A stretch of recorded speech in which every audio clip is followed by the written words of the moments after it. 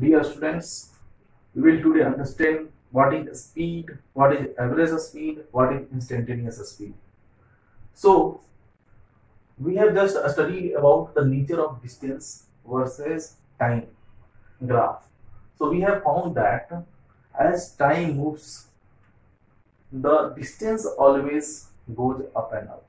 I mean, distance always increases. In no case distance can be negative. In no case distance can be zero. So distance is always positive. So in this graph you are seeing that distance is always positive, and not only distance is always positive. As time moves, distance is going up, distance is increasing. So distance cannot be like this, graph cannot be like decreasing. Distance always increases with time. Distance never decreases even for a second with time. So that we have to keep in that mind. But distance or time, you can see that earlier when time is more, distance covered is less. But when we are moving up in this graph, then we are finding that for a shorter period of time, there are more distance covered. That means when we are moving on the road, your change of distance in a given time interval may not be the same. In some time interval, having the same time span, you might have covered 5 kilometer distance, but in the same time span of 5 minutes, you might have covered 10 kilometer 10 kilometer. When you are walking, your speed, your distance covered in a given time interval is less. When you are cycling, it is a little more. When you are moving with car, then it is still more. When you are flying in the aeroplane, it is much larger. So ultimately, when time interval is same, distance covered is changing. So what is that thing which drives this? What is the cause of that change? So there must be some concept, and this concept is called speed. What is a speed? A speed is nothing but distance traveled in a given time interval.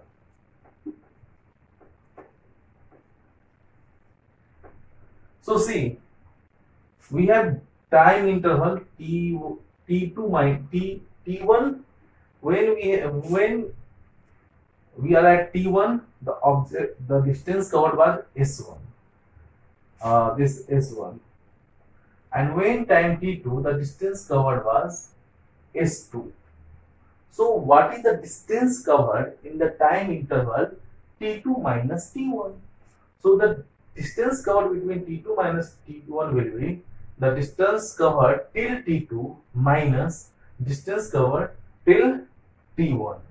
So here this becomes, for this time interval, s2 minus s1 upon t2 minus t1, and this is also called a speed.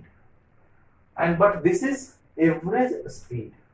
Why this is average speed? Because in this interval, if we take many small interval, then we will find that in some interval the speed is more, in some other interval the speed is less. But for the given this interval, we are just averaging out and giving a uniform speed for this, and that's why this is nothing but a straight line joining this point to this point.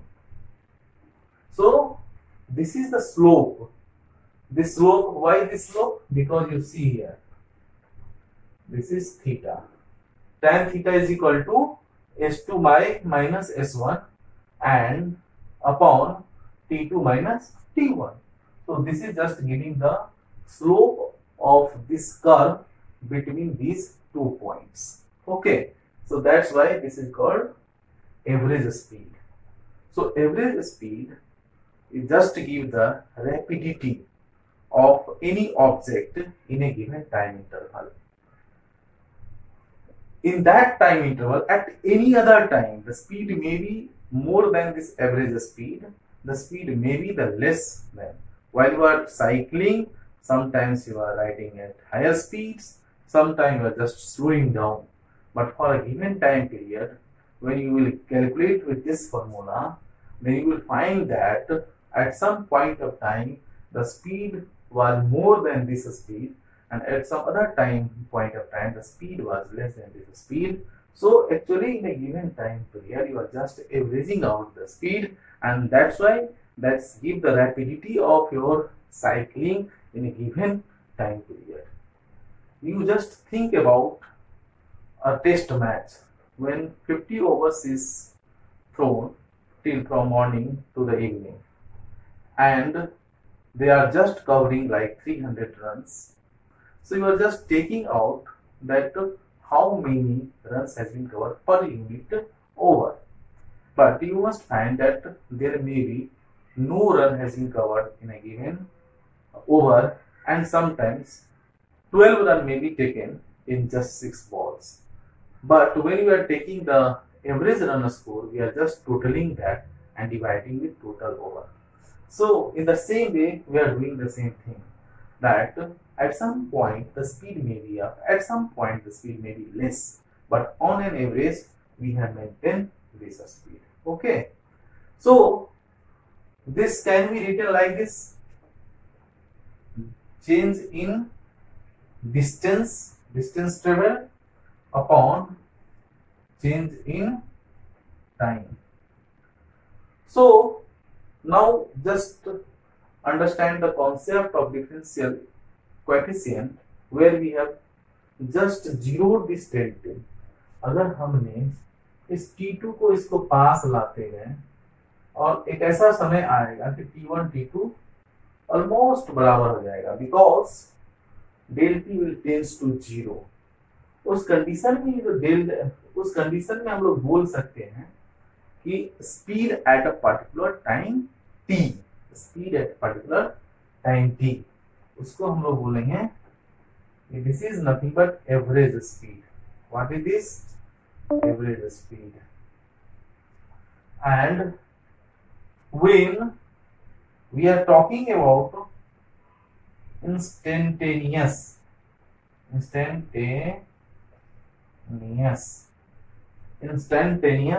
speed, then here we have to leave the limiting value, like when del tends to 0, del s by del t, and this gives us ds by dt. Okay, so s average is for some time interval.